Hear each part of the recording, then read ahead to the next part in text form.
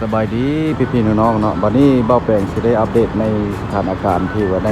บุญสงกรานต์ปีใหม่ลาวเฮาก็ในตัวเมืองก็บ่หลายปานใดเนาะก็รดน้ำเป็นบางจุดเนาะแต่จุดเข้าไปทางน้ำพุก็ถือว่ารดน้ำหลายตัวนี้ก็จุดรักษาในกระดับนี้เนาะเบียร์ลาวนี่ค่อนข้างเหี้ยแล้วปีนี้เนาะเพราะว่าเขากินเบียร์เขียวเบียร์เวียดนามเนาะเพราะว่าทึกลังหนึ่งแสนเจ็ดเนาะเบียร์เหล้าของเรานั่ง200,000 บาทแก๊สเลย200,000 บาทคนอาจจะบ่จะกินคนกระซ้ำนี่แหละพี่น้องแต่ว่าบางจุดยังลิ้นอยู่เด้อเพราะว่ายังลิ้นน้ำอยู่จุดนี้นะบ่ได้ลิ้นเนี่ยตลาดกลางคืนมีได้พี่น้องขายข้าวซุปขายแนวกินซุปเครื่องปลาอาหารแห้งทางขึ้นสถานีออกจากแยกหลัก 3มาเพราะว่าเพิ่นปิดประมาณ10 โมงครึ่งเนาะ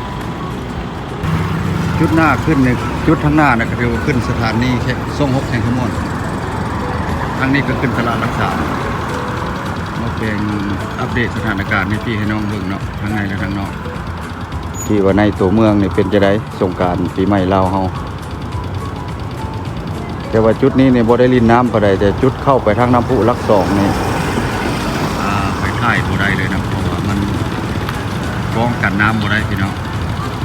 รุดแน่นเนาะลิ้นจนเดี๋ยวนี้ยังลิ้นอยู่เนาะกายมากินนี่เกี่ยวไปเกี่ยวมายังลิ้นอยู่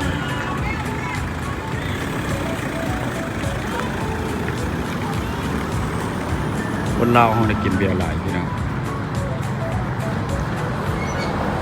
เน้นเบียร์ลูกเดียวเนาะแต่ว่าเน้นเบียร์แก๊สปีสีเขียวเบียร์ลังบ่ค่อยได้ขายปานใดเด้อคนทางก็รถเป้าแปดเห็นบ่รถบ่ติดพี่น้องรถบ่ติดแน่นอนเนาะ